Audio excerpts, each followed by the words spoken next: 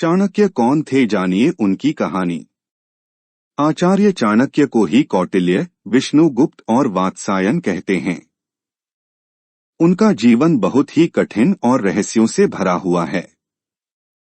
मगध के सीमावर्ती नगर में एक साधारण ब्राह्मण आचार्य चणक रहते थे। चणक मगध के राजा से असंतुष्ट थे। चणक किसी भी तरह महामात्य के पद पर पहुंचकर राज्य को विदेशी आक्रांताओं से बचाना चाहते थे। इसके लिए उन्होंने अपने मित्र अमात्य शक्तार से मंत्रणा कर धनानंद को उखाड़ फेंकने की योजना बनाई। लेकिन गुप्तचर के द्वारा महामात्य राक्षस और कात्यायन को इस षड्यंत्र का पता लग गया। उसने मगध सम्राट घनानंद को इस षड्यंत्र की जानकारी दी। चणक को बंदी बना लिया गया और राज्य भर में खबर फैल गई कि राजद्रोह के अपराध में एक ब्राह्मण की हत्या की जाएगी। चणक के किशोर पुत्र कौटिल्य को यह बात पता चली तो वह चिंतित और दुखी हो गया। चणक का कटा हुआ सिर राजधानी के चौराहे पर टांग दिया गया। पिता के कटे हुए सिर को देखकर कौटिल्य, चाणक्य की आंखों से आंसू टपक रहे थे। उस वक्त चाणक्य की आयु 14 वर्ष थी। रात के अंधेरे में उसने बांस पर टंगे अपने पिता के सिर को धीरे धीरे नीचे उतारा और एक कपड़े में लपेटकर चल दिया। अकेले पुत्र ने पिता का दाह संस्कार किया।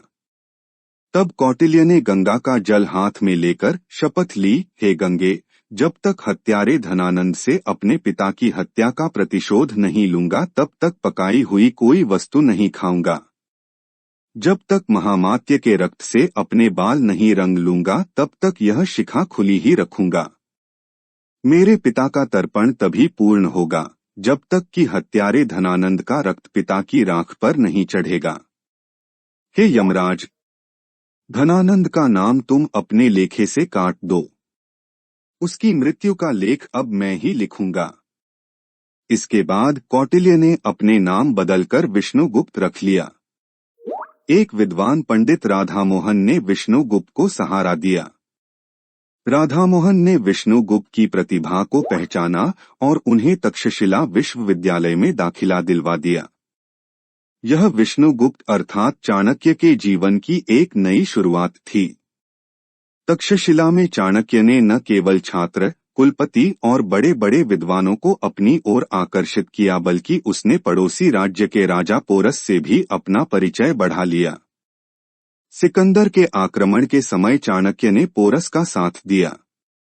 सिकंदर की हार और तक्षशिला पर सिकंदर के प्रवेश के बाद विष्णुगुप्त अपने गृह प्रदेश मगध चले गए और यहाँ से प्रारंभ हुआ उनका एक नया जीवन। उन्होंने विष्णुगुप्त नाम से शक्तार से मुलाकात की। पिता का मित्र शक्तार, जो अब बेहद ही वृद्ध हो चला था।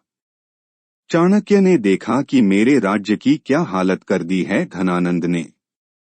उधर विदेशियों का आक्रमण बढ़ता जा रहा है और इधर ये दुष्ट राजा नृत्य, मदिरा और हिंसा में डूबा हुआ है। एक बार विष्णुगुप्त भरी सभा में पहुंच गए। चाणक्य ने उस दरबार में क्रोधवश ही अपना परिचय तक्षशिला के आचार्य के रूप में दिया और राज्य के प्रति अपनी चिंता व्यक्त की। उन्होंने यूनानी आक्रमण की बात भी बताई और शंका जाहिर की कि यूनानी हमारे राज्य पर भी आक्रमण करने वाला है। इस दौरान उन्होंने राजा धनानंद को खूब खरी खोटी सुनाई और कहा कि मेरे राज्य को बचा लो महाराज। लेकिन भरी सभा में आचार्य चाणक्य का अपमान हुआ, उपहास उड़ाया गया। बाद में चाणक्य फिर से शक्तार से मिलते हैं और तब शक्तार बताते हैं कि राज्य में कई असंतोषी पुरुष और समाज है, उनमें से एक है चंद्रगुप्त। चंद्रगुप्त मुरा का पुत्र है। किसी संदेह के कारण धनानंद ने मुरा को जंगल में रहने के लिए विवश कर दिया था। अगले दिन शक्तार और चाणक्य ज्योतिष का वेश धरकर उस जंगल में पहुंच गए जहां मुरा रहती थी और जिस जंगल में अत्यंत ही भोले भाले लेकिन लड़ाकू प्रवृत्ति के आदिवासी और वनवासी जाति के लोग रहते थे। वहां चाणक्य ने चंद्रगुप्त को राजा का एक खेल खेलते हुए देखा।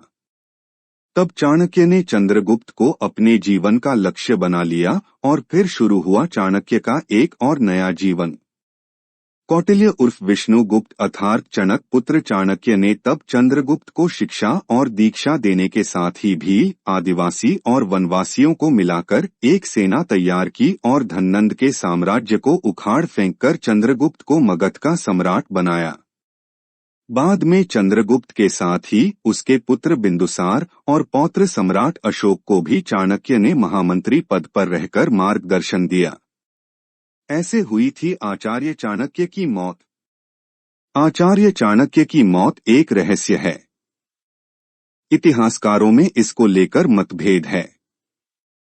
हालांकि कुछ शोधकर्ता उनकी मृत्यु को लेकर 3 तरह की थ्योरी प्रस्तुत करते हैं।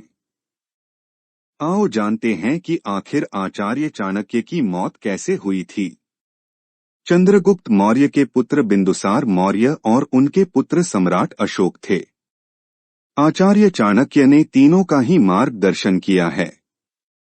चाणक्य का जन्म ईसा पूर्व 371 में हुआ था, जबकि उनकी मृत्यु ईसा 283 में हुई थी। चाणक्य का उल्लेख मुद्रा राक्षस, बृहत कथाकोश, वायु पुराण, मत्स्य पुराण, विष्णु पुराण, बौद्ध ग्रंथ महावंश, जैन पुराण आदि में मिलता है।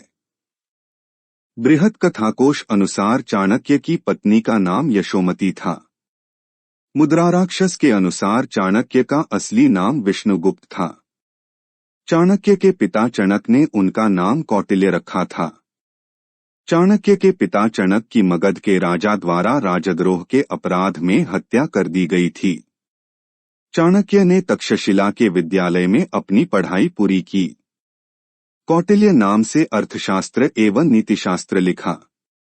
कहते हैं कि वात्स्यायन नाम से उन्होंने ही कामसूत्र लिखा था। चाणक्य ने सम्राट पुरु के साथ मिलकर मगध सम्राट धननंद के साम्राज्य के खिलाफ राजनीतिक समर्थन जुटाया और अंत में धननंद के नाश के बाद उन्होंने चंद्रगुप्त को मगध का सम्राट बनाया और खुद महामंत्री बने। चंद्रगुप्त के दरबार में ही मेगस्थनीज आया था, जिसने इंडिका नामक ग्रंथ लिखा। चाणक्य के कहने पर सिकंदर के सेनापति सेल्यूकस की बेटी हेलेना से चंद्रगुप्त ने विवाह किया था। आचार्य चाणक्य की मौत के बारे में कई तरह की बातों का उल्लेख मिलता है। कहते हैं कि वे अपने सभी कार्यों को पूरा करने के बाद एक दिन एक रथ पर सवार होकर मगध से दूर जंगलों में चले गए थे और उसके बाद वे कभी नहीं लौटे। कुछ इतिहासकार मानते हैं कि उन्हें मगध की ही रानी हेलेना ने जहर देकर मार दिया गया था। कुछ मानते हैं कि हेलेना ने उनकी हत्या करवा दी थी। कहते हैं कि बिंदुसार के मंत्री सुबंधु के षड्यंत्र के चलते सम्राट बिंदुसार के मन में यह संदेह उत्पन्न किया गया कि उनकी माता की मृत्यु का कारण चाणक्य थे। इस कारण धीरे धीरे राजा और चाणक्य में दूरियां बढ़ती गई और एक दिन चाणक्य हमेशा के लिए महल छोड़कर चले गए। हालांकि बाद में बिंदुसार को इसका पछतावा हुआ। एक दूसरी कहानी के अनुसार बिंदुसार के मंत्री सुबंधु ने आचार्य को जिंदा जलाने की कोशिश की थी, जिसमें वे सफल भी हुए। हालांकि ऐतिहासिक तथ्यों के अनुसार चाणक्य ने खुद प्राण त्यागे थे या फिर वे किसी षड्यंत्र का शिकार हुए थे, यह आज तक साफ नहीं हो पाया है।